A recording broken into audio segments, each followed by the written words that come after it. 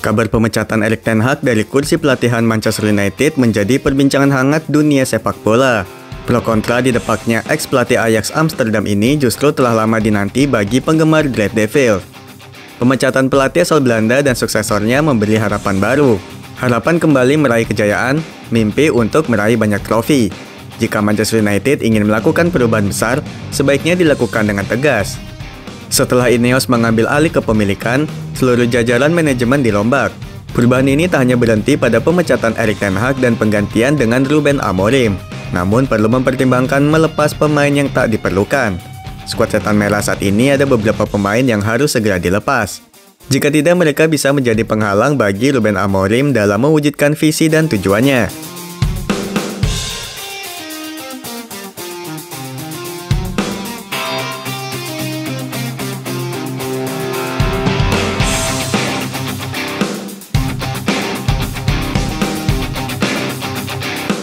Marcus Rashford. Romantisme antara Marcus Rashford dan Manchester United harus segera berakhir. Pada musim 2022-2023, Rashford tampil luar biasa bersama The Red Devils dengan mencetak hampir 30 gol. Di musim berikutnya, keyakinan terhadap pemain asal Inggris tersebut mulai runtuh. Marcus Rashford seringkali membuat kesalahan yang merugikan dirinya sendiri. Banyak serangan Manchester United gagal karena keterlibatan Rashford. Pengambilan keputusannya seringkali tak tepat dan kemampuan teknisnya terbatas. Musim ini tak ada perbaikan signifikan dari Rashford. Marcus Rashford pernah menjadi pahlawan bagi setan merah di masa lalu. Kini ia hanya menjadi penghambat laju tim. Pihak klub harus mempertimbangkan untuk melepasnya. Kontrak sang pemain masih berlaku hingga tahun 2028.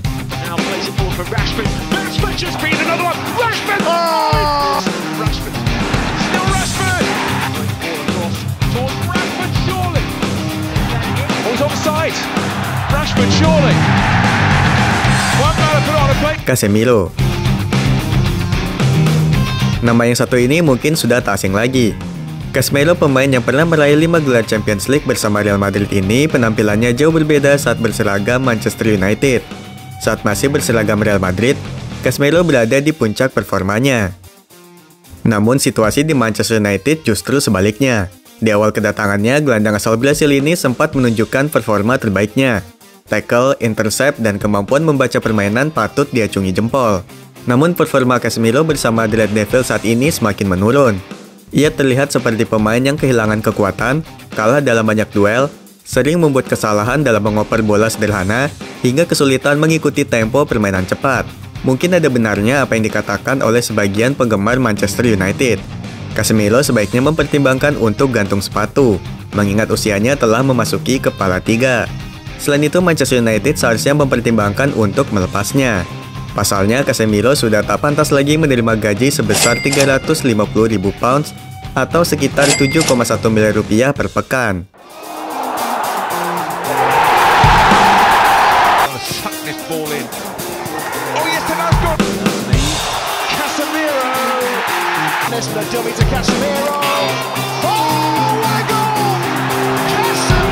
Luke Shaw.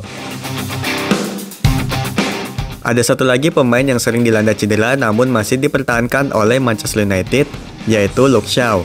Ketika dalam kondisi fit, pemain asal Inggris ini bisa menjadi bek kiri terbaik.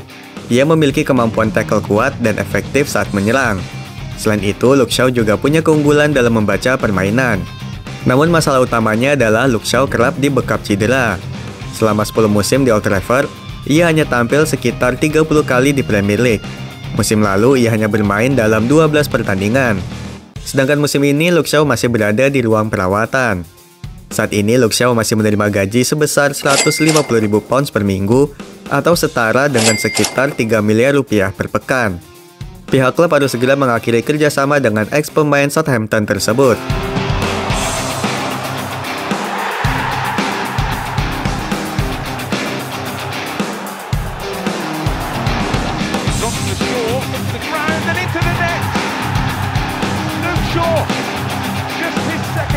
Christian Eriksen.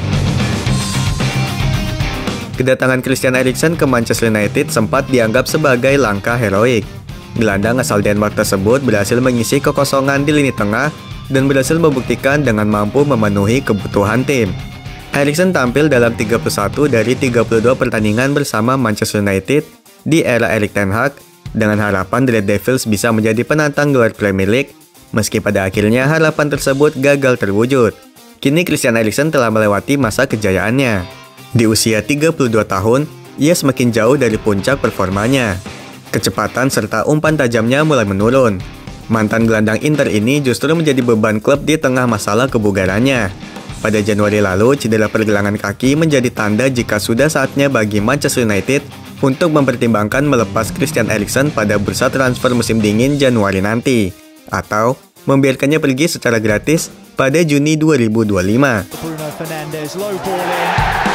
Wan-Bissaka, great ball across. That is brilliant.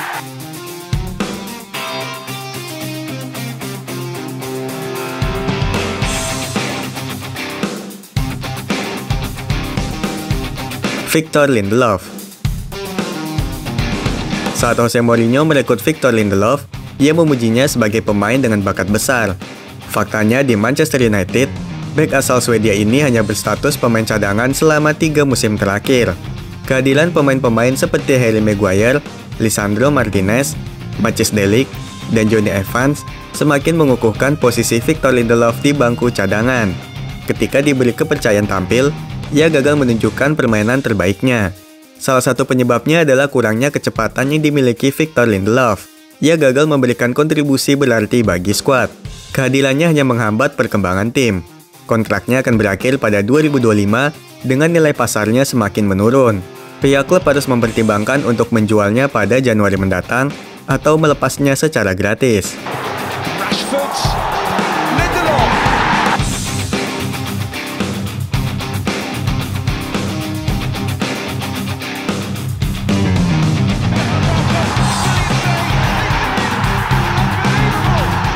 Antony. Nama terakhir sudah pasti disetujui seluruh penggemar Manchester United tanpa perlu penjelasan panjang lebar. Pembelian Antony mungkin hanya keputusan sesaat dari Erik ten Hag yang diboyong seharga hampir 100 juta euro untuk membeli pemain tanpa pernah berkontribusi besar untuk setan merah. Bagaimanapun juga Antony tetap harus dijual. Ia mungkin tak masuk skema dan rencana Ruben Amorim. Namun pihak klub harus siap rugi besar jika ingin melepasnya lebih cepat, mengingat kontraknya masih berlaku hingga Juni 2027.